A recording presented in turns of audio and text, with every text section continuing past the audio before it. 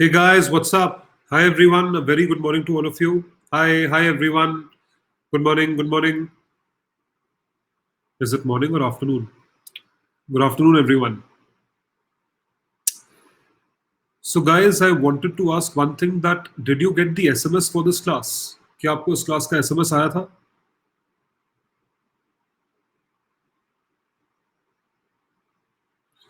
ऐसा कैसे हो सकता है कि आधे लोगों को आया, बाकियों को नहीं आया?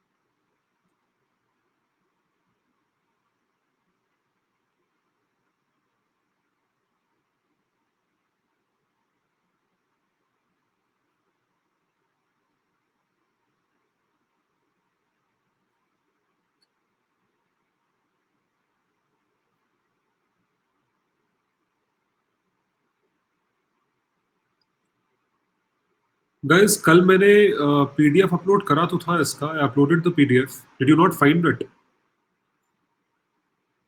First, tell me how many of you did not get the SMS? How many of you did not get the SMS of the class?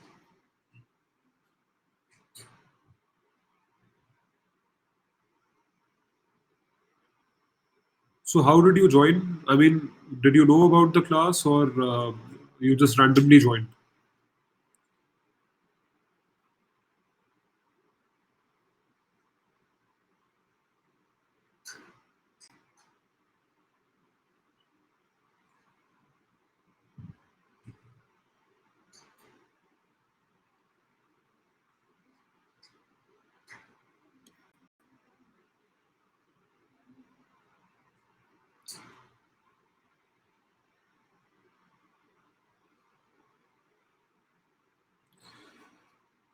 So guys, there are two things. One is that if you are not getting the SMS, then subscribe, follow me on Unacademy. ठीक है, आप follow करिए Unacademy पे, आपको notification तो आ ही जाएगा अगर SMS नहीं आता तो.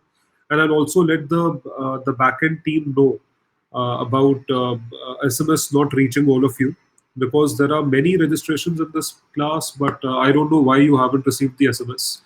That is the first thing. And the second thing is that PDF जो है वो मेरे टेलीग्राम हैंडल पे है. सो टेलीग्राम हैंडल का लिंक पिन करा हुआ है यहाँ चैट बॉक्स में. So please subscribe to this Telegram handle. This Telegram handle you can subscribe to it. It is pinned in the chat box. तो जो टेलीग्राम हैंडल का link आप देख रहे हो उस पर प्लीज सब्सक्राइब कर लीजिए. Subscribe to this link and you will find this PDF, plus you will find all other PDFs along with my schedule for the future batches. Future batches schedule would also be there. Announcements with respect to my classes, special classes, new batches, current affairs, everything would be there on this channel, right? So there are 4,000 plus members on this channel. Please join this channel for the latest updates with respect to the examination. That is two. Third, I will be announcing my economy batch for 2021 very soon. 2021 के लिए मेरा economy batch बहुत जल्द. I will announce it very soon. It will start somewhere in the third or fourth week of May. So 20 से 31 मई के बीच batch शुरू हो जाएगा. Right now I have announced the batch. तो आप में से जितने 2021 के aspirants हैं उन लोगों के लिए पॉलिटी का बैच लाइव है. The batch for polity is live. Polity pre cum mains that is already live on the platform. So you can join that batch. The link for that batch has been given on my Telegram handle. उसका link मैं आपको यहाँ भी दे देता हूँ. तो polity batch, complete batch for prelims as well as mains. It starts on the 27th of April. ये उस पॉलिटी बैच का लिंक है. This is a link to my polity batch. Economy batch Faraz would be announced soon. It would start somewhere in the third week of May, third or fourth week. I mean, I cannot tell you the exact date, but it will surely start. जरूर शुरू होगा वो, right? और polity batch में आप subscribe कर सकते हो. You can subscribe to the polity batch over here. Alright guys, so let's start with monetary policy. Are you ready everyone? Let's start with monetary policy. Can you give me a thumbs up, all the guys? All everyone attending this class, give me a thumbs up. Thumbs up दे और मुझे motivate करे. Right? So monetary policy, every single person should press a thumb. Every single student should press a thumb and tell me how's the Josh. So we are starting with monetary policy today. Yesterday we completed the most important concepts of banking. We completed almost every concept of banking. Today we are continuing with monetary policy. Monetary policy is in continuation to banking. So monetary policy में दो chapters का application होता है. First is banking and the second is inflation. Banking और inflation का होता है. Everyone should press the thumb. I'm saying everyone should press the thumb. So guys, the first question focuses on RBI, Reserve Bank of India. I will give you 60 seconds to attempt this question, and then we'll study about Reserve Bank of India. फिर हम RBI के बारे में पढ़ेंगे. Consider the following statements with respect to Reserve Bank of India. RBI was set up on the basis of recommendations of Royal Commission on Indian Currency and Finance, also known as Hilton-Young Commission. इसको Hilton-Young Commission के नाम से भी कहा जाता है. Banking Regulation Act 1949 provides the statutory basis of the functioning of the bank, which commenced operations on 1st of April 1935. 1935. 1 अप्रैल 1935 को ऑपरेशन स्टार्ट हुए अंडर बैंकिंग रेगुलेशन एक्ट. ये चीज आरबीआई के तहत आती है. Third, after the partition of India, RBI reserve bank served as the central bank of Pakistan up to 1948 when the State Bank of Pakistan commenced operations. The Reserve Bank of India was also carrying out central banking operations or banking operations, regulation of banking operations for Pakistan up till 1948, and only then it commenced operations. So इन तीनों में से कौन सा statement सही है? Which of the following statements are correct? Please answer.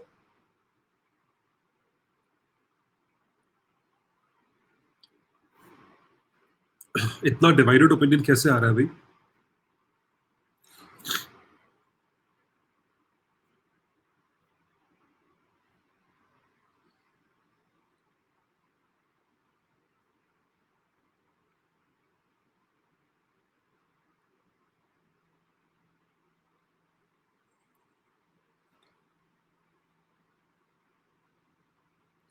All right, guys. So let's learn about Reserve Bank of India. Reserve Bank of India is a pre-independence phenomena. I repeat, independence के पहले का phenomena है. Reserve Bank of India बनाया गया था सन 1935. 1 अप्रैल 1935 से उसकी ऑपरेशन शुरू हुई थी.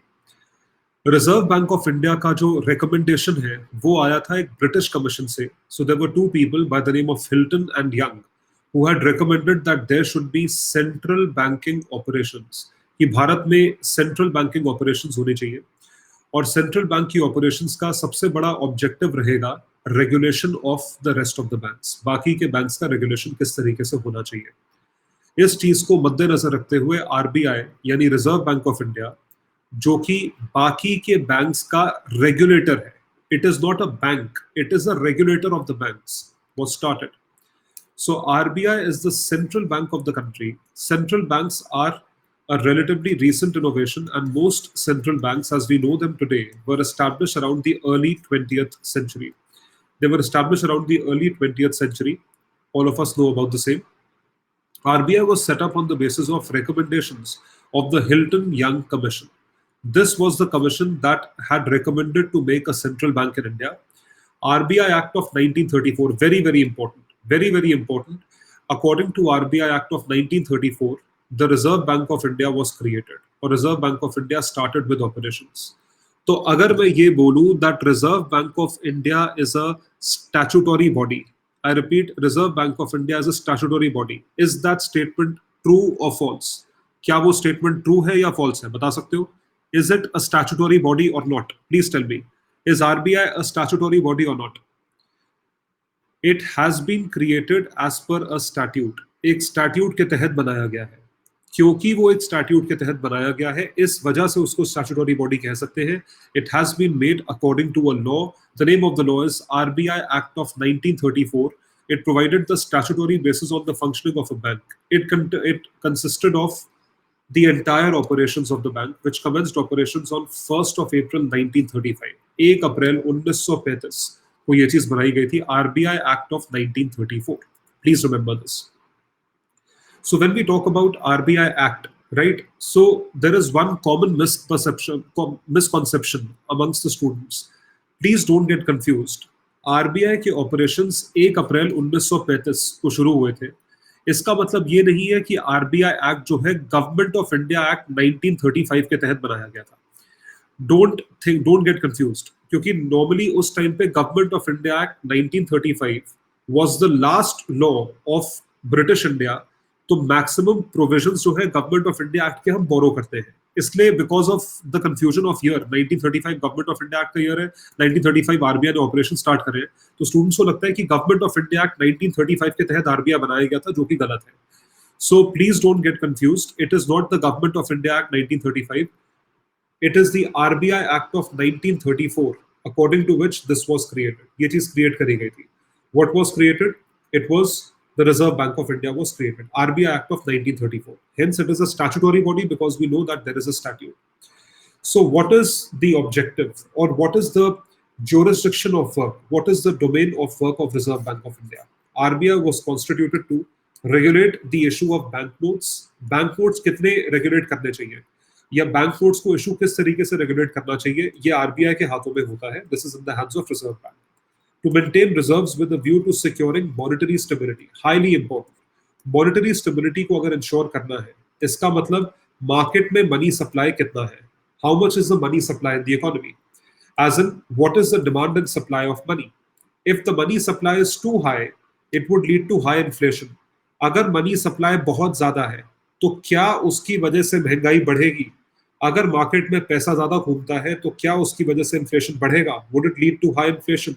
Yes, it would lead to high inflation. And if the money supply is low, too low, अगर बहुत कम है money supply, तो उसकी वजह से growth नहीं होगी. It will not lead to growth. So both are extreme scenarios. I repeat, both are extreme scenarios. दोनों ही scenarios नहीं होनी चाहिए. इस वजह से monetary stability should be maintained. I repeat, monetary stability should be maintained. With the view to secure monetary stability, उसको reserves रखने पड़ते हैं. CRR, SLR, ये सब रिजर्व्स रखवाने पड़ते हैं बाकी के बैंक से. Third is to operate the credit and currency system of the country to its advantage. To operate the credit and currency system. Credit यानी कि loans कैसे देने पड़ते हैं, और currency system of the country to its advantage. This is how it should operate. ये इस तरीके से operate करना चाहिए. तो credit and currency system of the country to its advantage, regulate the issue of banknotes and maintain reserves with a view to securing monetary stability. ये सारी चीजें आती हैं रिजर्व बैंक ऑफ इंडिया में. All of these things come as a part of Reserve Bank. The bank began its operations by taking over from the government the functions so far being performed by the Controller of Currency and from the Imperial Bank of India. Controller of Currency and Imperial Bank of India. Offices of the banking department were established in Calcutta, Bombay, Madras, Delhi, and Rangoon, Yangon, Myanmar. Myanmar में भी office established हुआ था because Myanmar was a part of India. So Myanmar seceded from Indian Union in 1937. PT fact.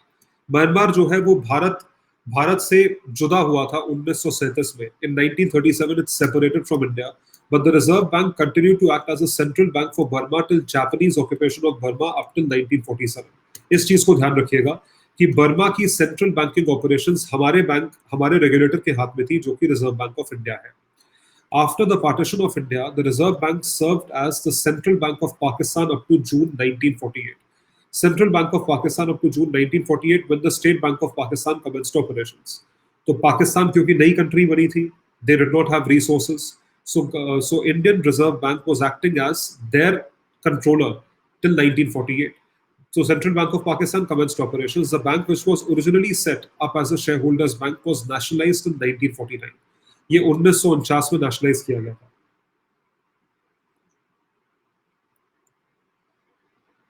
सो आप ध्यान रखें, Burma की central banking operations किसके हाथ में थी? रिजर्व बैंक के हाथ में. पाकिस्तान की सेंट्रल बैंकिंग ऑपरेशंस किसके हाथ में थी? 1948 तक आरबीआई के हाथ में. तो हम इन सारी चीजों को मद्देनजर रखते हुए आप बताएं इनमें से कौन से स्टेटमेंट सही है. Which of the following statements are correct? RBI was set up on the basis of recommendations of the Royal Commission on Indian Currency and Finance, known as the Hilton Young Commission. Hilton young commission ने recommend करा था कि RBI जैसा institution establish होना चाहिए, पहली चीज। और इंडियन करेंसी एंड फाइनेंस, ये चीज, सो this is, it should be made, उनको अपॉइंट करा गया था रिकमेंडेशंस देने के लिए for Indian currency and finance. Remember, Indian currency and finance के लिए रिकमेंड किया गया था। So first statement is correct, पहला स्टेटमेंट सही है। Banking Regulation Act 1949 provides the statutory basis for the functioning of bank, which commenced operations on 1st of April 1935. Is the second statement correct? Please tell me. क्या दूसरी पंक्ति सही है? Is the second statement correct? Why? Why is it not correct?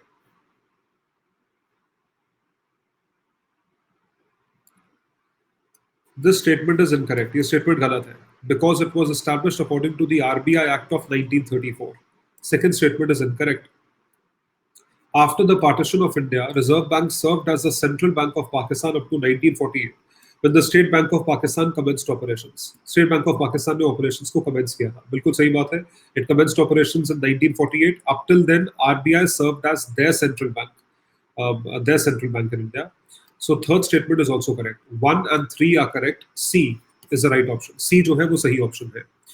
Guys, are you able to understand?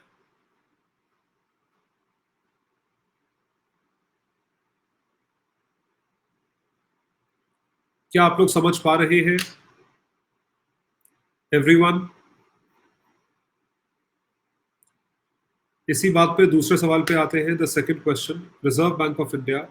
RBI was originally privately owned, but since nationalization in 1949, Government of India owns 51% of the stake of Reserve Bank.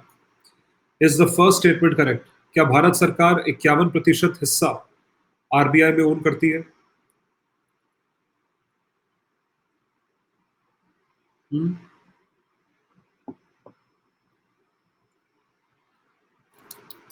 Second statement, Central Office of the Reserve Bank was initially established in Calcutta, but was permanently moved to Delhi in 1937. तो central office, head office जो है RBI का, कभी भी दिल्ली में रहा है. मतलब कैलकाटा हो सकता है हो, because of East India company, because of Calcutta being a hub, economic hub of the country at that point of time. आज आरबीआई का हेड ऑफिस जो है वो बॉम्बे में है. It is not in Delhi. Has it ever been in Delhi? That is what I am asking.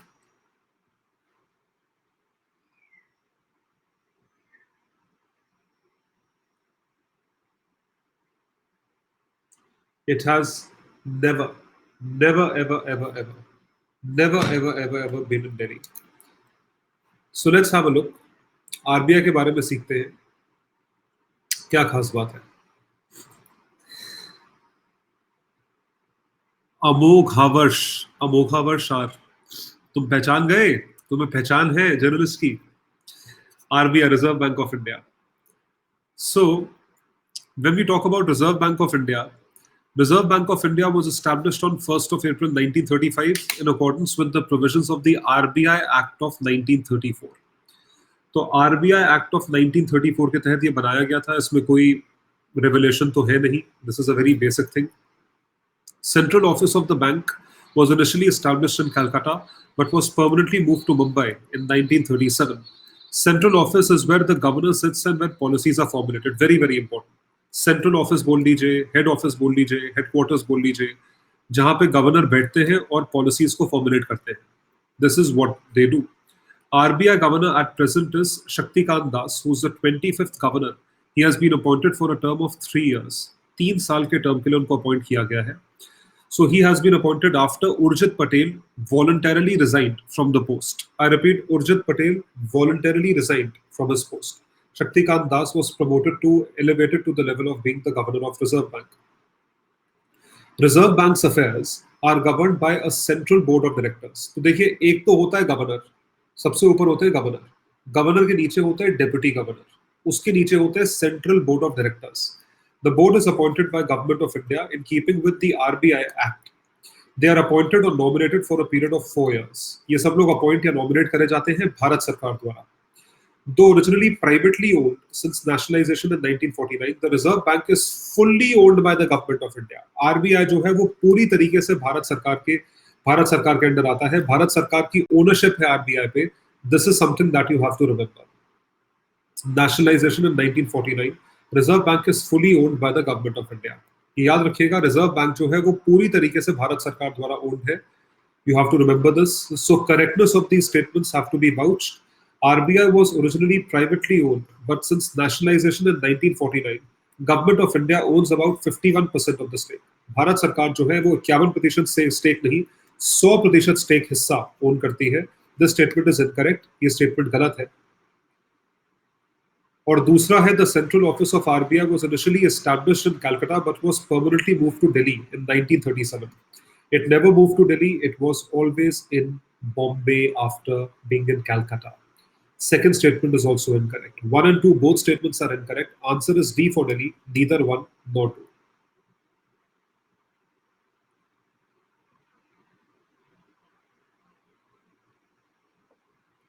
Politics. Shikhar Daniel politics की वजह से रिजाइन करा उर्जित पटेल ने. और यस, आरबीआई गवर्नर की टर्म 3 साल होती है.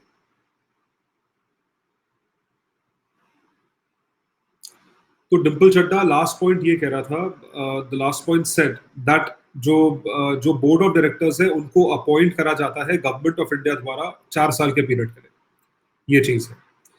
आप में से कितनों को लग रहा है क्लास थोड़ी सी फास्ट जा रही है?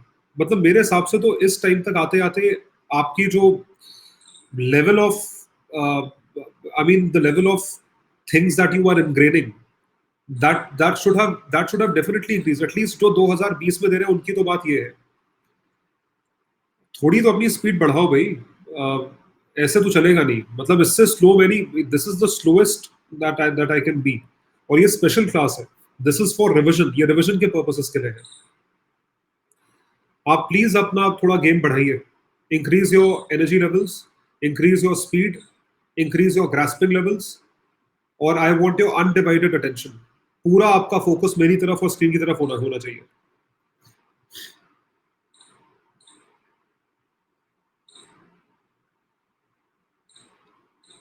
कल भी काफी स्टूडेंट्स ने बोला और कल मुझे मैसेजेस भी आए कि फास्ट जा रही है क्लास, फास्ट जा रही है. अगर किसी को लग रहा है तो प्लीज इंक्रीज योर स्पीड. अपनी स्पीड को इंक्रीज करें.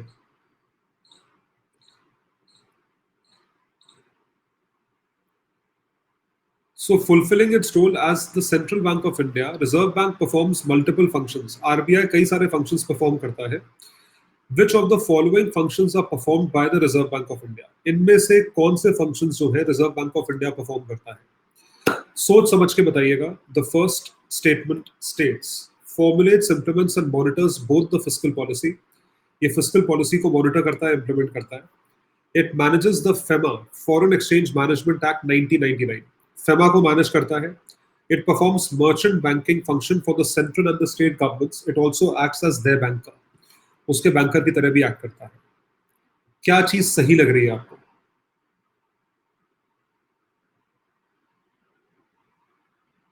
देखिए, फिस्कल पॉलिसी तो आरबीआई के हाथ में कभी भी नहीं होती.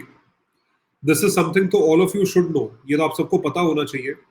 एटलीस्ट जो पिछले साल से पढ़ रहे हैं. फ्रेशर्स को नहीं. अगर फ्रेशर्स को नहीं पता है कोई बात नहीं, मैं आपको एक्सप्लेन करूंगा. लेकिन बाकी स्टूडेंट्स को तो देखिए पता होना चाहिए. तो देखिए, 2 तरह की पॉलिसीज होती है.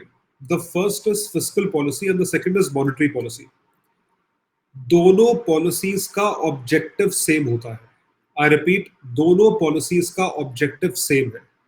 Objective of both policies is the same. सबसे पहले तो ये बात ध्यान रखिए कि फिस्कल पॉलिसी से भी हम वही अचीव करने की कोशिश कर रहे हैं जो कि मॉनेटरी पॉलिसी से. लेकिन fiscal policy is with the government of India, ministry of finance. ये भारत सरकार के अंडर आती है. Monetary policy is with the Reserve Bank of India. Monetary policy जो है वो सेंट्रल बैंक के तहत आती है. And this is a universal concept world wide. इसमें ऐसा नहीं है कि ये भारत में इंप्लीमेंट हो रहा है. ये conceptually speaking world wide universal application है. कि मॉनेटरी पॉलिसी जो है वो रिजर्व बैंक में आता है. Monetary policy forms a part of Reserve Bank of India. Fiscal policy is decided by the ministry of finance of any government. Any countries government, उसी country के finance of department of finance बोल सकते हो, ministry of, जो मर्जी बोल सकते हो, जिस भी नाम से बोलो. It is established by them. Alright. So fiscal policy, monetary policy. तो फिस्कल पॉलिसी और monetary policy, these two policies are aimed at the same function. वो फंक्शन क्या है मैं आपको अभी थोड़ी देर में बताऊंगा, अभी हम आरबीआई के फंक्शंस डिसाइड कर रहे हैं। तो आरबीआई के हाथ में मॉनेटरी पॉलिसी है, गवर्नमेंट ऑफ इंडिया के हाथ में फिस्कल पॉलिसी है, तो पहला स्टेटमेंट गलत है। First statement is incorrect. If the first statement is incorrect, you reach your answer directly, B for Bombay, 2 and 3 only. देखिए ये एलिमिनेशन का तरीका है, this is a way to eliminate the options and figuring out what the correct option is. All right. So, what are the main functions of Reserve Bank of India? एक एक करके सारे functions याद करेंगे अभी के अभी, सारे functions याद करेंगे अभी के अभी। The first is, it is the monetary authority. I repeat, it is the monetary authority. Monetary authority यानी it has to regulate monetary policy. Monetary policy को regulate करना इसका काम है, इसका धर्म है, इसकी ड्यूटी है। आरबीआई के हाथ में मॉनेटरी पॉलिसी है, राइट? मॉनेटरी पॉलिसी का मतलब क्या होता है? What does monetary policy mean? Monetary policy has a tool of instruments or has a group of instruments or a group of tools used by Reserve Bank in order to manage the money supply in the economy.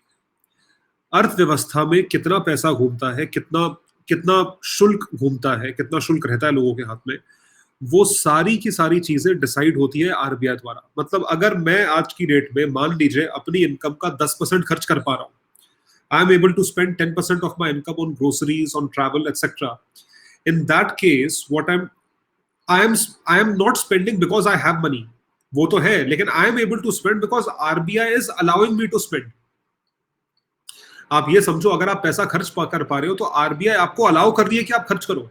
अगर कल को RBI ने allow करना बंद कर दिया, आज की डेट में आप फ्लिपकार्ट से कुछ खरीदते हो ईएमआई पे, 12 महीने की ईएमआई, 18 महीने की ईएमआई, 24 महीने की ईएमआई पे कुछ खरीदते हो, वो आरबीआई अलाउ कर रहा है। वही सेम ईएमआई अगर 24 महीने की जगह 12 महीने हो जाए, आपका इंस्टॉलमेंट डबल हो जाएगा।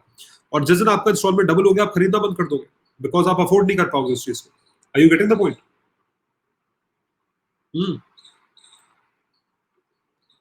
सो आरबीआई के हाथ में मॉनेटरी पॉलिसी होती है।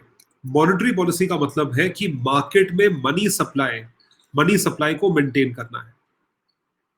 Money supply has to be maintained in the economy, so maintaining price stability while keeping in mind the objective of growth. I repeat, price stability while keeping in mind the objective of growth. Growth का objective मद्देनजर रखते हुए हम prices को stable रखेंगे। Monetary policy, monetary authority. तो पहला function RBI का ये है, it will act as a monetary authority. Monetary authority ये जो है एक भीष्म पितामह की तरह खड़े हो जाते हैं कि मॉनेटरी अथॉरिटी है, हम जो है कंट्रोल करेंगे पूरा पैसा इकोनॉमी में, right? That is the first function of RBI. Second, regulator and supervisor of the financial system. So this is a corollary of being a monetary authority. Second point, it can be established, or it is something that can be understood from the first point. It prescribes broad parameters of banking operations within which the country's banking and financial system functions. जहां पे भारत का bank या financial system function करता है। तो जब हम लोग ये बात करते हैं that banking system and financial system is functioning, the broad parameters of banking operations have to be understood. देखिए, बैंकिंग सिस्टम के कई सारे पैरामीटर्स होते हैं। सबसे बड़ा पैरामीटर ये होता है कि क्या बैंक्स हमारे लेंड कर पा रहे हैं या नहीं कर पा रहे हैं, बैंक्स हमारे लेंड करने की पोजीशन में है या नहीं है, बैंक्स के ऊपर लोगों को कितना भरोसा है, बैंक्स कितने साल के लोन्स दे सकते हैं। आप ये समझ लीजिए, इस वक्त आज की डेट में जो कोविड-19 अफेक्टेड सिचुएशन है, हमारे बैंक्स की इतने खराब हालात होने वाले हैं दैट लोगों के पास पैसा नहीं होगा बैंक से बोरो करने के लिए, या लोगों के पास इतनी क्षमता नहीं होगी कि वो बैंक से पैसा बोरो कर सके। आप ये समझ लीजिए कि जब ये तो चलो जो हम लोग अभी क्राइसिस फेस कर रहे हैं, हेल्थ क्राइसिस, वो तो है। हेल्थ क्राइसिस खत्म हो जाने के बाद जब इकोनॉमिक क्राइसिस शुरू होगी, इकोनॉमिक क्राइसिस अभी शुरू नहीं हुई है बाय द वे, होने वाली है। अभी हमें लग रहा है इकोनॉमिक क्राइसिस बहुत चरम सीमा पे है, ऐसा नहीं है। इकोनॉमिक क्राइसिस जो है वो शुरू होने वाली है, वो तब होगी जब हेल्थ क्राइसिस खत्म हो जाएगी। So the day health crisis gets over, उसके बाद आपको क्या लगता है कि डिमांड बढ़ जाएगी? मतलब एकदम से डिमांड बढ़ जाएगी, एकदम से लोग कमाने लगेंगे, एकदम से खर्च करने लगेंगे, एकदम से हमारी डबल डिजिट ग्रोथ हो जाएगी? कुछ नहीं होगा। So in that case what would the people do? Would the people start demanding? No, I can not demand, मैं नहीं खरीद सकता, या कोई बड़ा बिजनेसमैन नहीं खरीद सकता। एक बड़ा बिजनेसमैन जो कि 500,000 करोड़ के क्रेडिट पे ऑपरेट करता है, लोन पे ऑपरेट करता है, उसके पास कुछ, एक तो पहली बात कोलैटरल रखवाने को नहीं होगा, और दूसरी चीज, that person will not have that high rate of interest to pay to the banks, उसके पास वो रेट ऑफ इंटरेस्ट नहीं होगा, तो रेट ऑफ इंटरेस्ट को उस टाइम पे कम करना पड़ेगा, ये आरबीआई करवाएगा। इसको बोलते हैं regulation and supervision of the financial system. भाई देखिए, trying times, exceptional times require exceptional measures, exceptional circumstances require exceptional measures. This is absolutely true. और ये एक ऐसी सिचुएशन है, ऐसी स्पेसिफिक सिचुएशन में हम पड़े हैं कि हम कुछ नहीं कर सकते उस चीज का। तो अब हम उसे ठीक करने के लिए कई सारी चीजें करनी पड़ेगी, जिसमें पहला स्टेप जो आरबीआई लेगा वो ये है कि इंटरेस्ट रेट्स को काटे। 12-13 दिन पहले का एग्जाम्पल है, 26 या 27 मार्च के दिन मॉनेटरी पॉलिसी रिव्यू हुआ था। उस दिन सीआरआर भी कम करा था और रेपो रेट भी कम करा था, अगर आपको याद आ रहा हो तो। If you can remember, CRR and repo rate both were reduced. That is called as supervision of financial system. ये आरबीआई के हाथ में है। Are you getting the point? तो सुपरविजन ऑफ फाइनेंशियल सिस्टम के तहत उन्होंने मॉनेटरी पॉलिसी को रेगुलेट करा। तो दोनों जो पहले दोनों पॉइंट्स है, ये एक दूसरे से रिलेट करते हैं। तो monetary authority, regulator and supervision और supervisor of financial system. It maintains public confidence in the system, protect depositors' interest, provide cost-effective banking services to the public. ये सब चीजें प्रोवाइड करते हैं। लेंडिंग रेट्स अभी कम नहीं होंगे ना नदीम साहब, अभी लेंडिंग रेट्स कम नहीं होंगे। लेंडिंग रेट्स कम होंगे जब क्राइसिस खत्म होने वाली होगी। आप जो क्वार्टर 1 का अभी Q1 शुरू हुआ है, क्वार्टर 1 का जो पहला मॉनेटरी पॉलिसी रिव्यू होगा, ये शायद पहला भी नहीं, जब दूसरा होगा उस टाइम पे आप कुछ एक्सपेक्ट कर सकते हो, major announcements. Third is, it is the sole custodian of foreign exchange. Manager लिखा है, मैं आपको इससे एक एडेड टर्म दे रहा हूं, sole custodian. It is the sole custodian of forex. Bharat में फॉरेन एक्सचेंज रखना सिर्फ और सिर्फ आरबीआई को अलाउड है। आप और हम अगर foreign exchange, objective is to facilitate, जो उसका ऑब्जेक्टिव है, देखिए, foreign exchange management act, FEMA, foreign exchange management act.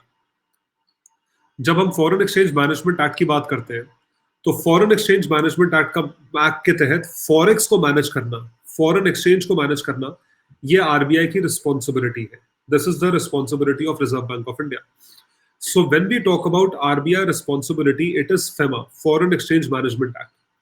तो फॉरेन एक्सचेंज रखना वाज व्हाट, फॉरेन एक्सचेंज जो है वो सिर्फ और सिर्फ रिजर्व बैंक ऑफ इंडिया रख सकता है। आई रिपीट, फॉरेन एक्सचेंज सिर्फ और सिर्फ रिजर्व बैंक ऑफ इंडिया रख सकता है, और वो फॉरेक्स को मैनेज करता है अंडर फेमा एक्ट ऑफ 1999। तो to facilitate external trade and payment and promote orderly development and maintenance of forex market in India, ये चीज है। So this is something that we make and this is something that we establish. Foreign exchange management act 1999 to facilitate external trade and payment and maintenance की orderly development जो है उसको हम promote करते हैं। Foreign exchange management act. Fourth function is issuer of currency. I repeat, issuer of currency. The sole issuer of currency is Reserve Bank of India. हर एक denomination के note पे एक्सेप्ट फॉर 1 रुपए, 1 रुपए को छोड़ दो अगर, बाकी सारे डिनोमिनेशंस पे आरबीआई गवर्नर के सिग्नेचर्स होते हैं। आई रिपीट, आरबीआई गवर्नर के सिग्नेचर्स होते हैं। आपने ये चीज नोटिस करी होगी, आपने चीज रियलाइज करी होगी। They have the signatures of RBI governor. This is what they make. So it is the issuer of currency. It is a sole issuer of currency. Issues and exchanges or destroys currency and coins not fit for circulation. ये issue भी करता है, exchange भी करता है, destroy भी कर सकता है। The coins not fit for circulation, notes not fit for circulation, और demonetization भी कर सकता है। तो objective is to give the public adequate quantity of supplies of currency notes and coins in good quality. So किसी भी note या coin good quality में दिया जाए, to give the public adequate quantity of supplies. Adequate quantity of supplies देना चाहिए इस point of view से। Adequate quantity of supply should be given. Issuer of currency, currency को इशू करना है। उसके बाद है developmental role. It performs a wide range of promotional functions to support national objectives. Promotional functions को support करो national objectives के साथ। It performs a wide range of promotional functions, wide range of promotional functions for to support national objectives. जैसे कि whenever, जब भी भारत सरकार को कोई भी क्राइसिस होती है, it asks for a loan from Reserve Bank of India. Whenever Government of India has to issue certain instruments like T-bills, वो हम लोगों के सामने, आपके हमारे सामने इशू नहीं करता है, वो आरबीआई को इशू करता है, आरबीआई खरीदता है। So promotional functions to support national objectives. This is what happens. तो developmental role. Related functions क्या है? It is acting as a banker to the government and banker to banks. Very, very important. RBI acts as a banker to government and a banker to banks. What does that mean? Government के behalf पे सारी payments receive करना, government के behalf पे सारे payments करना, दोनों चीजें जो है वो आरबीआई करता है। मतलब अगर भारत सरकार ने वर्ल्ड बैंक से लोन लिया है, या एशियन डेवलपमेंट बैंक से लोन लिया है, या एआईआईबी से लोन लिया है, ब्रिक्स बैंक से लोन लिया, जिस मर्जी बैंक से लोन लिया हो, एक्सटर्नल बैंक से, वो पैसा कहाँ आएगा? Where will that money come? That money will come to which fund? That money which will come to RBI, in the coffers of RBI, and RBI would discharge that money to the government. And when repayment has to be done, it would be done through RBI. Repayment RBI द्वारा किया जाएगा। तो RBI क्या हो गया? भारत सरकार के लिए बैंकर हो गया। भारत सरकार के बिहाफ पे सारी पेमेंट्स रिसीव करना, और भारत सरकार के बिहाफ पे जितनी पेमेंट्स करनी है वो करना, ये दोनों चीजें RBI करता है। It is acting as a banker to the government. So it performs merchant banking function for the central and state governments, also acts as their banker. उसके लिए बैंकर का फंक्शन जो है वो आरबीआई परफॉर्म करता है, first. Second, it is acting as a banker to banks. Banker to banks, बाकी banks के लिए भी बैंकर यही है। मतलब कल को किसी भी पब्लिक सेक्टर बैंक को कोई क्राइसिस हो जाए, वो किसको अप्रोच करेंगे? आरबीआई को अप्रोच करेंगे। It maintains banking accounts of all scheduled banks. So banking accounts of all scheduled banks, it is something which is there. So banker to banks. कल को एसबीआई को फंड्स चाहिए हो तो एसबीआई आरबीआई से बोरो कर सकता है, इंटरेस्ट रेट पे बोरो करता है, उसको रेपो रेट बोल सकते हैं, बैंक रेट बोल सकते हैं। तो it is acting as a banker to banks, it is acting as a banker to government, it is acting as a banker to banks. ये दो चीजें हैं, रिलेटेड फंक्शंस। तो उन सारी चीजों को मद्देनजर रखते हुए इस सवाल का जवाब दें, उससे पहले मैं एक बार सारे पॉइंट्स आपके साथ रिवाइज करूंगा ताकि आप भूले ना। Let's revise every single point, सारे पॉइंट्स रिवाइज करेंगे। पहला पॉइंट है, the first point is that it is acting as a monetary authority, which means that it has to frame the monetary policy. ध्यान से सुनिए मेरी बात, आपको याद हो जाएगा अभी के अभी। The first thing is monetary authority. It is acting as a monetary authority and it monitors monetary policy. It monitors monetary policy, which means it is acting as a monetary authority, the first point. Followed by that, the second point is, it is regulator and supervisor of the financial system, which means that it has to make sure the amount of money supply which is there in the economy. जितना पैसा supply में घूम रहा है, money supply घूम रहा है, उस पे उसको रेगुलेट करना आरबीआई का काम है। It is a manager of foreign exchange. जितने लोगों को फॉरेन एक्सचेंज का पॉइंट नहीं समझ में आया था, ध्यान से मेरी बात दोबारा सुने, एक बार समझा रहा हूं मैं। फॉरेन एक्सचेंज मैनेजमेंट एक्ट के तहत फॉरेन एक्सचेंज रखना सिर्फ और सिर्फ आरबीआई की कस्टडी में होना चाहिए। It is only the prerogative of RBI. Reserve Bank of India foreign exchange का सोल कस्टोडियन है। हम सबको, आपको, हम लोग अपने घर पे फॉरेन एक्सचेंज स्टॉक नहीं कर सकते, इलीगल है वो। अगर आपको ट्रैवल करना है तो आप फॉरेन एक्सचेंज आरबीआई द्वारा ऑथराइज्ड डीलर से खरीद सकते हैं और वापस आके उन्हीं को बेच सकते हैं, लेकिन फॉरेन एक्सचेंज हमें पोजेस करना अलाउड नहीं है। इस वजह से RBI is the sole custodian of foreign exchange, और फॉरेन एक्सचेंज को मैनेज करने के जो प्रोविजंस है वो फेमा एक्ट में दे रखे 1999 में। पहली चीज। दूसरी चीज जो है वो ये है कि अगर हमें पेमेंट्स करनी है फॉरेन एक्सचेंज में, इंपोर्ट्स के नाम का पेमेंट करना है, इंपोर्ट्स के नाम की जो पेमेंट होगी उसके लिए we have to resort to RBI. मतलब मैंने कुछ इंपोर्ट करा, मैं तो रुपए में पेमेंट कर दूंगा, उसका जो एक्सचेंज रेट है, जो उसका so the foreign currency that I will get, that has to be available by RBI. तो अगर टोटल मिला के हमने $100 बिलियन का इंपोर्ट करा, तो वो $100 बिलियन कौन अरेंज करवाएगा? भाई हम तो रुपए में ही पेमेंट करेंगे ना, we will pay in rupees. Bharat सरकार रुपीज में पेमेंट करेगी तेल की, ऑयल की, हम तो रुपए में पेमेंट करेंगे। उसका foreign exchange, equivalent foreign exchange कौन अरेंज करवाएगा? It will be the Reserve Bank of India, वो आरबीआई अरेंज करवाएगा। To facilitate external and trade and payment and promote orderly development and maintenance of foreign exchange market in India. Foreign exchange market in India को आपको promote करना है, तो ये RBI के functions में आता है। It is a manager of foreign exchange. Followed by that, the fourth is, it is N issuer of currency, the sole issuer of currency. It issues every single denomination of Indian currency except for 1 rupee. 1 rupee क्यों है, इसका कोई खास reason नहीं है, nothing very important. Fifth is developmental role. Developmental role is it supports the national agenda. अगर national agenda में national crisis है तो RBI definitely support करेगा. And the last is RBI is acting as a banker to banks as well as it is acting as a banker to the government. I repeat, it is acting as a banker to the government. ये दोनों चीजें हैं, ये दोनों functions हैं जो RBI के तहत आते हैं। 6 की 6 फंक्शंस हैं, आपको याद होने चाहिए। You should remember those functions और इनके बेसिस पे आप सवाल का जवाब दें। Fulfilling its role as the central bank of India, the Reserve Bank performs multiple functions. Which of the following functions are performed by Reserve Bank of India? So it formulates, implements, and monitors both the fiscal policy, which is incorrect. The statement is incorrect. Manages the FEMA Act 99, yes. It performs merchant banking function for central and the state governments and also acts as their banker. Absolutely true. The third statement is also correct. 2 and 3 is correct. 2 and 3, B for Bombay is correct. 2 and 3 is correct. Are you able to understand? Everyone, are you able to understand? Can all of you give a thumbs up? Can you take the count up to 5,000 likes?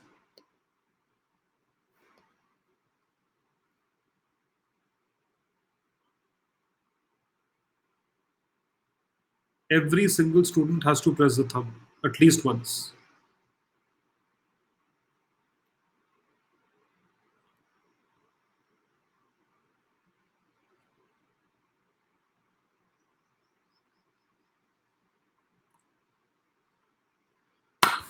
चलिए जी, Forex reserves. I repeat, Forex reserves, foreign exchange reserves of India. आप ये समझ लीजिए जो अभी मैं आपको समझाने जा रहा हूँ, SDR, special drawing rights. This will be the biggest value add of your life. One of the biggest value adds of your life. मजा आ जाएगा आपको पढ़ के, मेरी गारंटी है. I just want your undivided attention. Do I have it?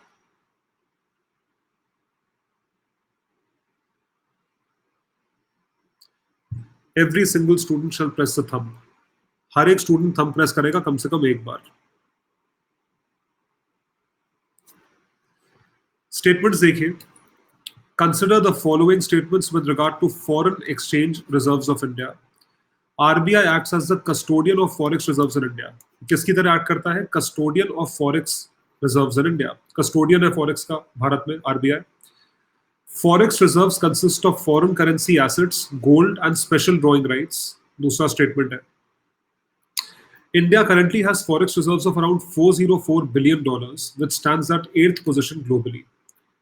पूछा जा रहा है which of the following statements are not correct. I repeat, which of the following statements are not correct. So we have to answer about the incorrectness of the statements. So आपको क्या लगता है? Try करो, बताओ.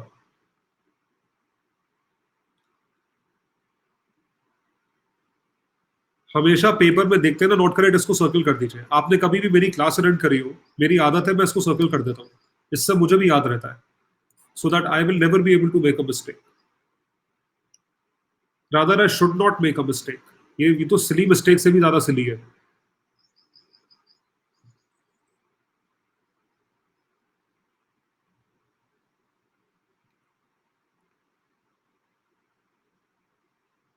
Three only is not correct. अच्छा ठीक है.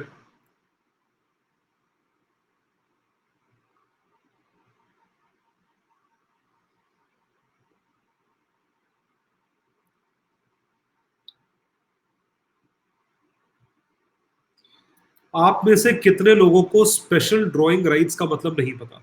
Yes, reserve transposition भी होता है. It is an extension to SDR. SDR के एक्सटेंशन में ही है वो. आप में से कितने स्टूडेंट्स को सच सच बताइएगा एसडीआर नहीं पता?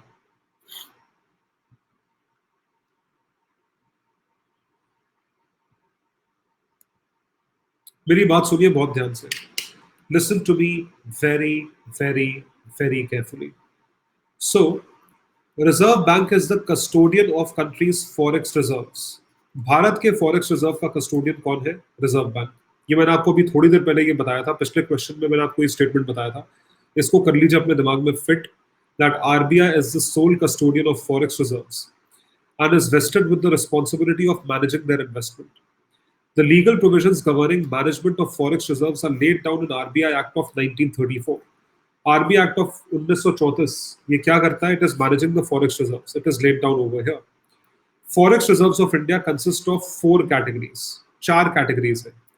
Foreign currency assets, gold, SDR, reserve position and IMF. IMF में हर country जो है, हर country, every single country in the IMF has contributed to certain reserves. ठीक है. उन रिजर्व्स के बेसिस पे हर कंट्री को एक वोटिंग राइट मिलता है. मतलब जैसे हमने जितना रिजर्व दिया है उसके हिसाब से हमें वोटिंग राइट मिला है, 2.5% के आसपास हमारा वोटिंग राइट है। सो सिमिलरली एक रिजर्व पोजीशन होती है आईएमएफ में सारी कंट्रीज की। अब वो कितनी एक्सेसिबल है इस चीज पे सवाल उठता है। The total forex reserves as of 26th of January is 404 billion. It has increased to a certain level. तो हम देखते हैं फॉरेक्स कॉम्पोजिशन में क्या क्या आता है। What all is there as a part of forex composition? Forex या foreign exchange composition. Foreign exchange composition या अगर आपसे कोई ये पूछे कि फॉरेन एक्सचेंज मतलब क्या होता है, गवर्नमेंट के लेवल पे, बैंक के लेवल पे फॉरेन एक्सचेंज मतलब क्या होता है, बताओ। फॉरेन एक्सचेंज का मतलब वो नहीं होता जो डॉलर के नोट्स हमारे पास होते हैं, जो हमारे पास $1000 है, 1000 पाउंड है, 1000 यूरो है, 1000 दिनार है, 1000 सिंगापुर डॉलर है, 1000 युआन है। That is not foreign. That is not entire forex reserves. In fact, that is a very minuscule part of forex reserves. Forex reserves are seen in multiple types and paths and multiple things. So, foreign currency assets. India's forex reserves are mainly composed of US dollar in the form of US government bonds. तो US government bonds और US dollar के form में forex reserves होते हैं, foreign currency assets. तो अगर भारत सरकार के पास, मेरी बात सुनिए बहुत ध्यान से, अगर भारत सरकार के पास यूएस गवर्नमेंट के द्वारा इशू करे गए $5 बिलियन के बॉन्ड्स हैं, if the government of India has US government bonds और US federal reserve bonds to the tune of $5 billion, then those bonds are a part of foreign currency assets. वो जो bonds है वो foreign currency assets का part है। ये आप लोगों को याद रहेगा, विल यू रिमेंबर दिस। तो ऐसे ही दुनिया भर में जितनी भी गवर्नमेंट्स जो भी इंस्ट्रूमेंट्स या सिक्योरिटीज इशू करती है, अगर वो भारत सरकार द्वारा खरीदी गई है, if government of India has bought those bonds, those securities, those treasury bills और whatever, by whatever name, government किसी भी एक्सटर्नल गवर्नमेंट ने कुछ भी इशू कराओ इंस्ट्रूमेंट के नाम पे, अगर वो भारत सरकार ने खरीद के रखा हुआ है, तो वो चीज फॉरेन करेंसी एसेट्स में आएगी। दैट विल बी फॉर्म्ड और that will be forming a part of foreign currency assets. तो फॉरेन करेंसी एसेट्स में सारी वो भी, जब मैं फॉरेक्स रिजर्व्स काउंट करूंगा तो मैं ये भी देखूंगा कि मेरे पास $5 बिलियन के यूएस गवर्नमेंट के बॉन्ड्स हैं, ठीक है, मेरे पास 1 बिलियन पाउंड के बॉन्ड्स है यूके गवर्नमेंट के, हमारे पास 50 लाख युआन के बॉन्ड्स है चाइनीज गवर्नमेंट के। तो इस तरीके से हम देखते हैं कि हमारे पास कितने कितने के बॉन्ड्स हैं। Gold, 5% of forex reserves are gold. Gold, कुछ form of gold is also denominated in foreign exchange. हमारे पास जब पैसा नहीं होता तो हम गोल्ड को प्लेज करके पैसा उठाते हैं, तो जो गोल्ड की वैल्यू होती है वो भी फॉरेक्स में काउंट होती है। That is also counted in forex. मतलब अगर मैंने गोल्ड को प्लेज करके, मान लीजिए 1 तोला सोना है मेरे पास, मैंने उसको प्लेज करा और मैंने 30,000 रुपए या 40,000 रुपए जितने का चल रहा है 40,000 रुपए ले लिए, तो 40,000 रुपए फॉरेक्स का पार्ट होगा।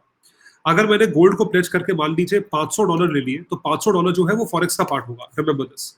$5 or $500 will be a part of forex. So gold is a part of forex. Third is special drawing rights. I repeat, third is special drawing rights. Highly important. Special drawing rights, SDR. क्या आप लोगों को SDR समझने की इच्छा है? Do you want to understand what SDR means? Special drawing rights mean? हाँ जी।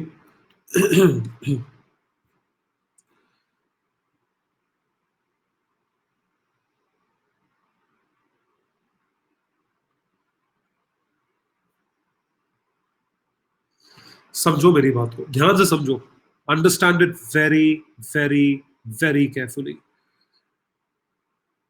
I guarantee you that you will not forget this concept ever, but you have to listen to me carefully. I want your undivided attention.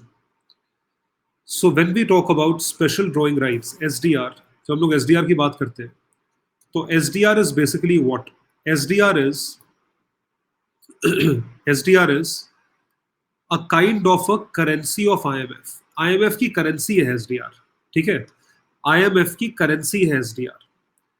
So IMF को किसी चीज में deal करना होता है, finance करना होता है, किसी भी तरह की इकोनॉमिक एक्टिविटी अगर IMF को करनी होती है तो वो SDR के रूप में करता है। वो डॉलर्स, पाउंड, दिनार, यूरो, युआन, येन, ये सब कुछ नहीं देता, वो SDR के रूप में करता है। अगर IMF को लोन देना होगा तो वो SDR के रूप में देगा, वो कभी डॉलर्स नहीं पकड़ाएगा। Are you getting the point? तो SDR is, सो इसको एग्जैक्टली करेंसी नहीं कहा जाता, it's a kind of currency which is used by IMF, international monetary fund. IMF means international monetary fund. सबसे पहले तो आप मुझे ये बताएं कि इंटरनेशनल मॉनेटरी फंड का ऑब्जेक्टिव क्या है, इंटरनेशनल मॉनेटरी फंड क्यों बनाया गया है, ये बताओ मुझे। रुद्राक्ष उमरे आगे मत भागो, बहुत सारे स्टूडेंट्स हैं, तसल्ली रखो, सब कुछ करेंगे। Why was International Monetary Fund created? ये बताइए।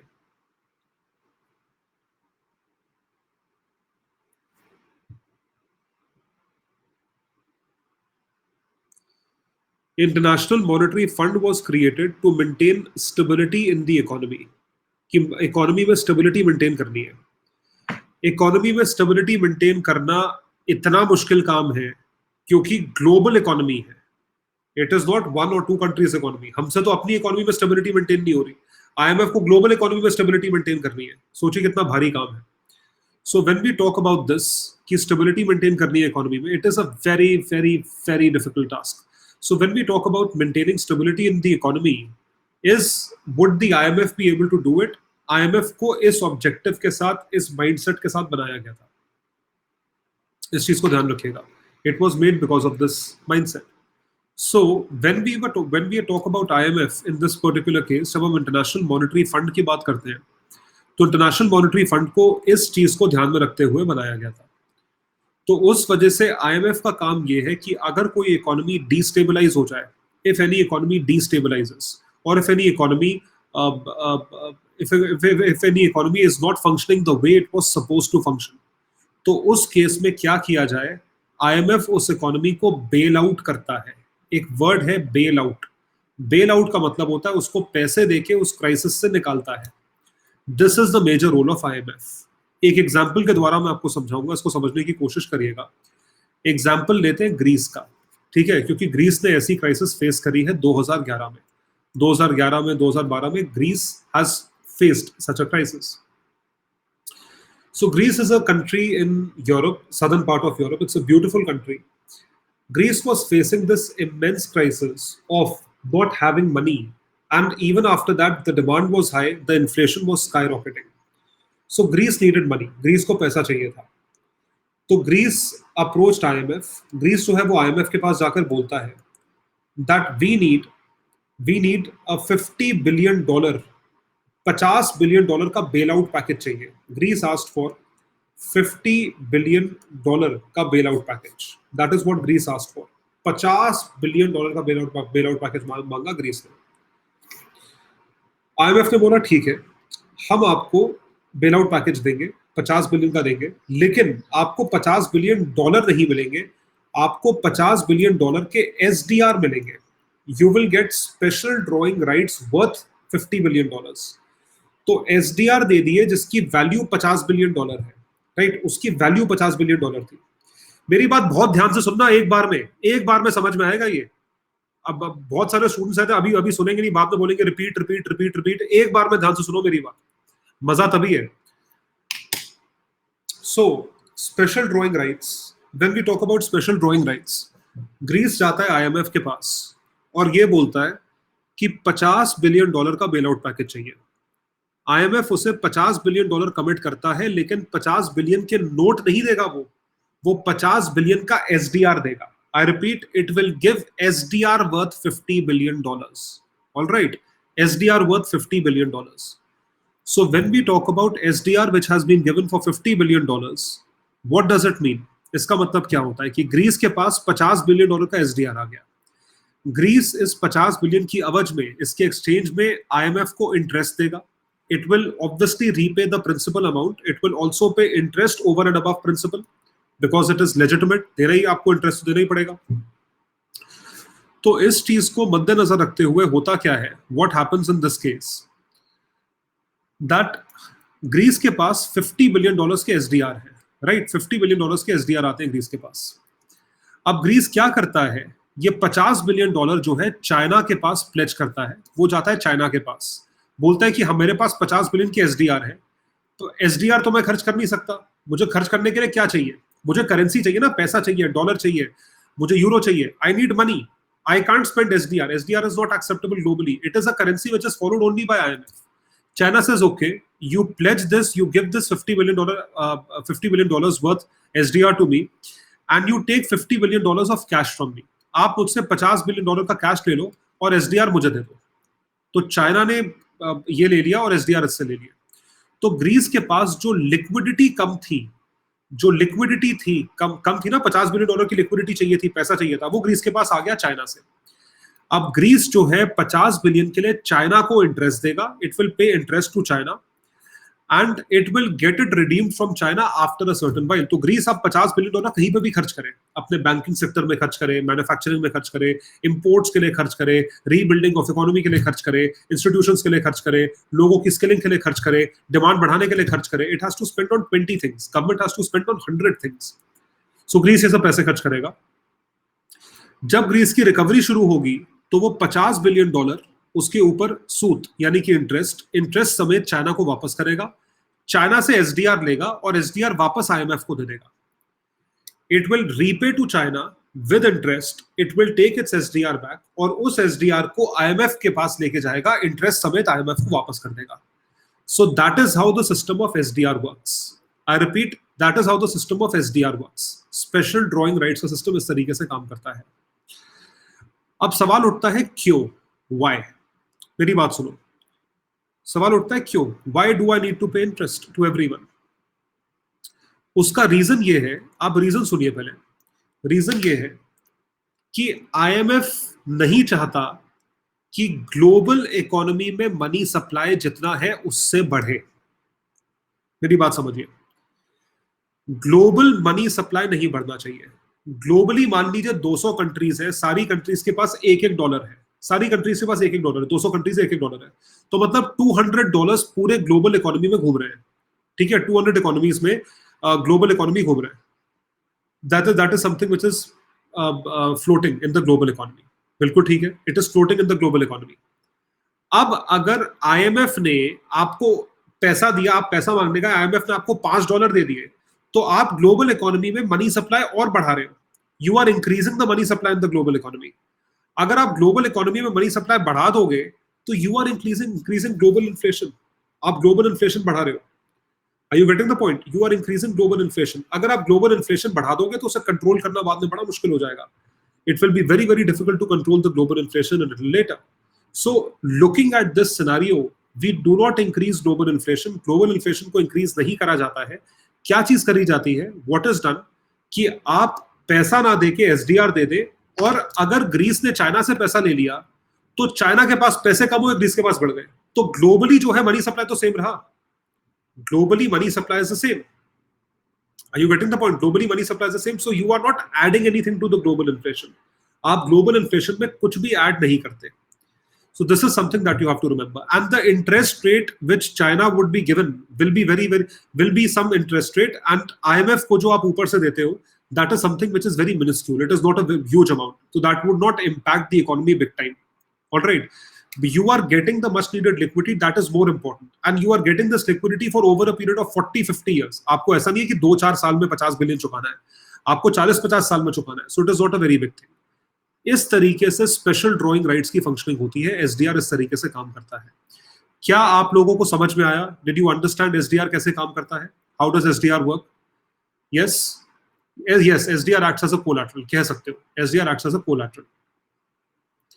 सो इन दिस पर्टिकुलर केस जब हम एसडीआर की बात करते हैं, when we talk about SDR, आप ये समझ के चलिए कि एसडीआर की वैल्यू डिटरमिन करने के लिए एक बास्केट ऑफ करेंसीज लिया जाता है.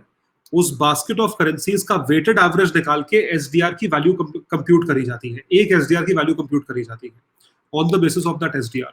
तो SDRs are supplementary forex reserves asset, supplementary forex assets defined and maintained by IMF, international monetary fund maintain करता है.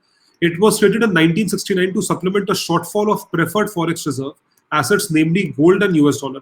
तो gold और US dollar के हिसाब से ये चीज होती है. SDR's value is defined by weighted currency basket of 4 major currencies. अब ये 5 हो चुकी हैं. Now they are no longer 4, now there are 5 currencies. 5 currencies के basket के basis पे SDR की value decide होती है. Euro, US dollar, British pound, Chinese yuan and Japanese yen. Chinese yuan आखिरी में ऐड किया गया था. Latest currency to be added is Chinese yuan. तो आप एक चीज ध्यान रखेंगे कि अगर एसडीआर की वैल्यू डिटर्मिन करनी है, if SDR value has to be determined, we will look at 5 currencies. हम 5 करेंसीज देखेंगे: euro, US dollar, pound, Chinese yuan, Japanese yen. इसको याद करने का तरीका है वेस्ट टू ईस्ट शुरू हो जाओ यूएस डॉलर से. यूएस डॉलर है, उसके बाद यूके आता है अटलांटिक ओशन के तरफ, उसके बाद यूरोप आता है, यूरो, उसके बाद चाइना आता है, फिर जापान आता है. इस तरीके से वेस्ट टू ईस्ट याद करिए, याद हो जाएगा आपको. US, UK, Europe, China, Japan. US, UK, Europe, China, Japan. 5 currencies है, 5 कंट्रीज की करेंसी ली, एक बास्केट बनाया, वेटेड एवरेज के बेसिस पे मैंने ये बताया कि एक एक एसडीआर की वैल्यू क्या है, what is the value of each and every SDR. Special drawing rights. So this is that. और आखिरी है reserve transposition. Reserve transposition is like the quota which you are allotted. तो कोटा जो है हर country का, वो उसके बेसिस पर रिजर्व पोजीशन डिसाइड होती है. The primary means of financing the International monetary Fund is through members quota. Each member of the IMF is assigned to quota, part of which is payable in SDR or specified usable currencies, reserve assets, and part in members' own currency. So this is something that you give. तो member का जो कोटा होता है, उसके हिसाब से reserve position decide करी जाती है. Renminbi, yes renminbi, Chinese yuan भी बोलते हैं ना, renminbi is the currency, name of the currency. So foreign, अगर मैं आपसे ये पूछूं कि फॉरेक्स रिजर्व्स में क्या क्या आता है, फॉरेक्स रिजर्व्स में पहली चीज आती है एफसीए, फॉरेन करेंसी एसेट्स. दूसरी चीज आती है गोल्ड. तीसरी चीज आती है एसडीआर. 3 मेन इंपॉर्टेंट है. और चौथा है रिजर्व ट्रांसपोजिशन. अगर किसी कंट्री का कंट्रीब्यूशन है तो रिजर्व ट्रांसपोजिशन है. देखिए फॉरेन करेंसी रिजर्व्स देखिए कितना है. Foreign currency reserve 10 countries with biggest forex reserves. ये देखो इंडिया जो है 8वें नंबर पे है. इंडिया की पोजीशन यही रहती है, 5 to 10 के बीच रहती है, 404 billion. China has the maximum, followed by Japan, followed by Switzerland, Saudi, Russia, Taiwan, Hong Kong, south Korea, Brazil. So this is how these are the countries, and countries keep fluctuating. So ये सब चीजें हैं. इन सब चीजों को मद्देनजर रखते हुए बताएं इनमें से कौन सा स्टेटमेंट सही नहीं है. US has the maximum reserves. US का वोटिंग राइट 16% है. आईएमएफ में यूएस का वोटिंग राइट 16% है. तो यूएस की का आप ये समझ लीजिए डिसीजन मेकिंग यूएस पे डिपेंड करती है. US can veto anything, which is why US is not included. Yes. RBI acts as a custodian of forex reserves in India. Statement सही है. Forex reserves consist only of foreign currency assets, gold and SDR, plus reserve transposition. Reserve transposition भी आता है यहाँ पे. This statement is wrong. ये statement गलत है. Hence A2 only, because we are being asked which of the following statements are not correct. I repeat, which of the following statements are not correct. कौन से statements सही नहीं है ये बताना था. So 2 only is correct. Are you able to understand? India अभी तक पार्ट नहीं बना Abhikumar Mishra. India is not a part. India is not yet a part. In fact, China was added to this basket of currencies in 2017 or 2018.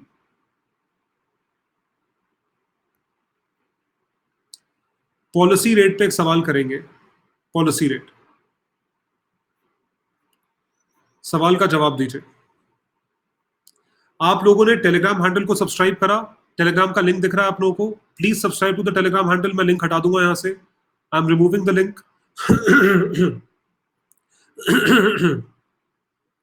ये जो PDF जिससे मैं पढ़ा रहा हूं ये आपको टेलीग्राम हैंडल पे मिलेगी. You will find this PDF on the Telegram handle.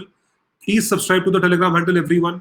जरूर सब्सक्राइब करें टेलीग्राम हैंडल को. All these PDFs are available there. आपको पीडीएफ वहीं मिलेंगी और कहीं नहीं मिलेंगी. Please subscribe to the Telegram handle. I am removing the link from here. मैं यहां से लिंक हटा रहा हूं.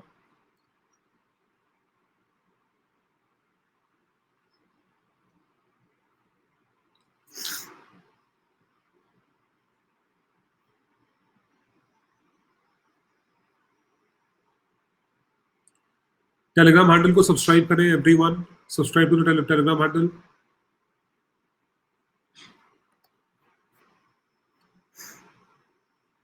लिंक ये पिन करा हुआ है ना जितेंद्र कुमार, ये लिंक देखो.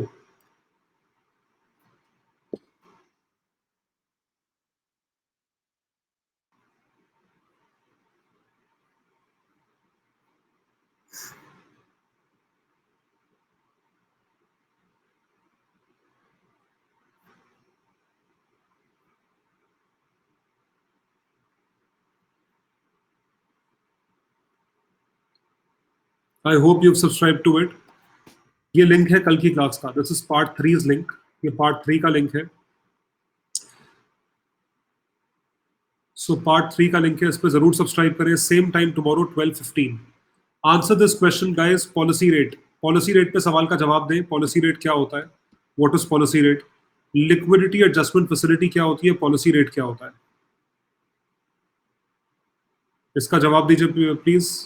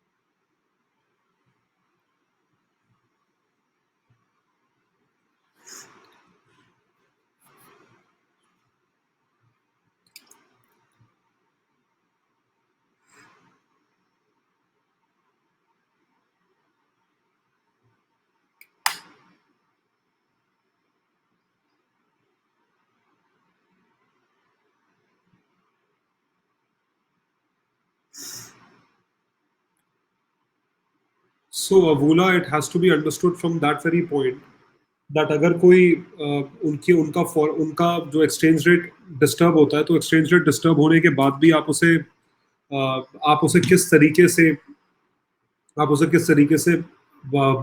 मैनेज करते हो, जिससे कि ये डिटरमिन होता है. तो एसडीआर की वैल्यू भी डिस्टर्ब हो जाएगी. ये बात सही है. SDR value will also get disturb. Policy rate.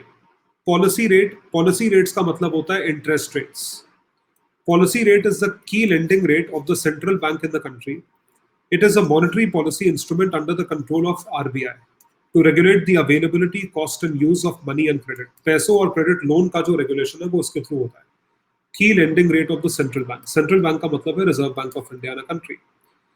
बिल्कुल सही बात है. तो policy rate is a key lending rate. A change in the policy rate alters all other short-term interest rates in the economy. जितने भी शॉर्ट टर्म इंटरेस्ट रेट्स हैं economy में, वो सारे के सारे ऑल्टर हो रहे हैं यहाँ पे. All of them are being altered, thereby influencing the level of economic growth and inflation. So level of economic growth and inflation is being altered and this needs to be understood. So आप interest rate को ऐसे manage करते हो जिससे कि economic growth और inflation दोनों चीज मैनेज हो सके.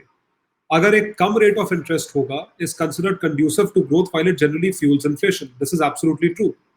So in India, fixed repo rate quoted for sovereign securities in the overnight segment of liquidity adjustment facility is considered as a policy rate. इसको policy rate कहा जाता है. Liquidity adjustment facility. Policy rate यानी कि repo rate. So in case of repo rate and reverse repo rate are policy rates. और ये जो policy rates हैं, these are used in order to do what? These are used in order to understand the fluctuation in interest rate. अगर repo rate RBI ने पिछले महीने 10 दिन पहले कम करा है, तो रेपो रेट कम करने से की लेंडिंग रेट्स कम होंगे, मतलब इंटरेस्ट रेट्स कम होंगे, तो लोन्स आपके और बढ़ने चाहिए.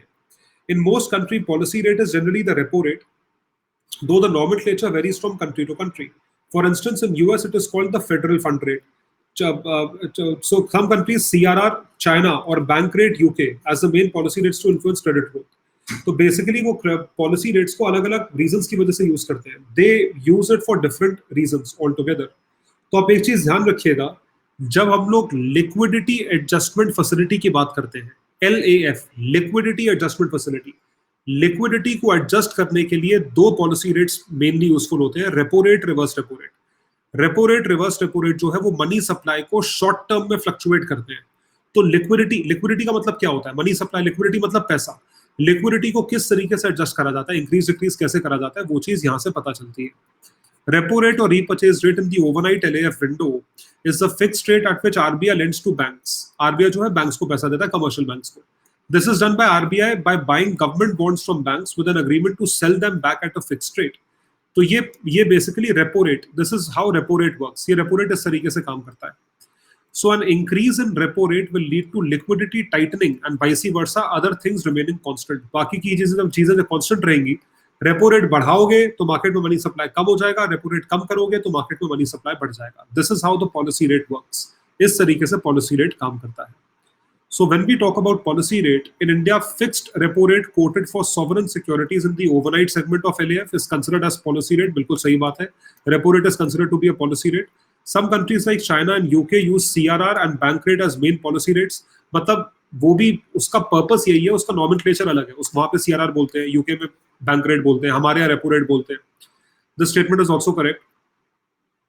An increase in policy rate will lead to liquidity tightening, other things remaining constant. इसकी चीज जो है लिक्विडिटी टाइटनिंग होता है. जब भी कोई पॉलिसी रेट या इंटरेस्ट रेट बढ़ाओगे तो लिक्विडिटी मार्केट में कम होगी, मनी सप्लाई कम हो जाएगा. So 1, 2 and 3 are correct. D for Delhi is the right option. D for Delhi सही ऑप्शन है. So guys, I hope you enjoyed the class today. आज मॉनेटरी पॉलिसी के कुछ कॉन्सेप्ट्स हुए हैं. बाकी के कॉन्सेप्ट्स जैसे कि repo rate, reverse repo rate, CRR, SLR, bank rate, ये सारे कॉन्सेप्ट्स हम कल डिस्कस करेंगे. Will be discussing all of these concepts tomorrow afternoon same time 12:15. कल हमारी स्पेशल क्लास 12:15 बजे है और उसके लिए आपको इस लिंक पे सब्सक्राइब करना पड़ेगा, जो लिंक यहाँ पे चैट बॉक्स में दिख रहा है आपको. Subscribe on this link everyone, please subscribe to this link. So there are 400+ students who are attending this class. I want all of you to subscribe to this link. ये class होगी कल दोपहर 12:15 बजे. 12:15 बजे को क्लास है, part 3 है, monetary policy को कंटिन्यू करेंगे. So guys, I've come up with my courses on polity and economy for 2021 aspirants. 2021 के aspirants के लिए polity economy के courses live हैं. Polity complete syllabus of prelims and complete syllabus of mains starting on 27th of April. Economy pre cum mains starting in the month of May. ये मई में start हो रहा है. जितने 2020 के एस्पिरेंट्स हैं, 2020 के एस्पिरेंट्स हैं, वो करंट अफेयर्स का कोर्स ज्वाइन कर सकते हैं. Current affairs course is live 15th of April. 15th of April को करंट अफेयर्स स्टार्ट हो रहा है 6 to 8 PM. It is starting on the 15th of April from 6 to 8 PM. Make sure that you attend this class. Current affairs of the previous 16 months, पिछले 16 महीने का current affairs सारे subjects का cover करेंगे. Polity, economy, IR, art and culture, ecology and environment, science and tech. We'll be covering every single thing. I repeat, we'll be covering every single thing. Make sure you subscribe to my courses on unacademy.com/plus. My courses are available there. If you consider subscribing on Plus, use my code. I repeat, use my code. My code is AYU10. Use my code, you will be eligible to get a 10% off on your subscription amount. So 10% off on your subscription amount. Use the code AYU10. IU10 code है मेरा, इसको use करें. 10% off मिलेगा आपको. You will be able to access all my classes along with the classes hosted by other top educators of this country. All right guys, see you tomorrow at 12:15 PM. Bye everyone, take care, all the best.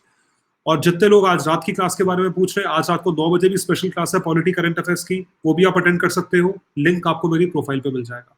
Bye everyone, take care, all the best, see you tomorrow.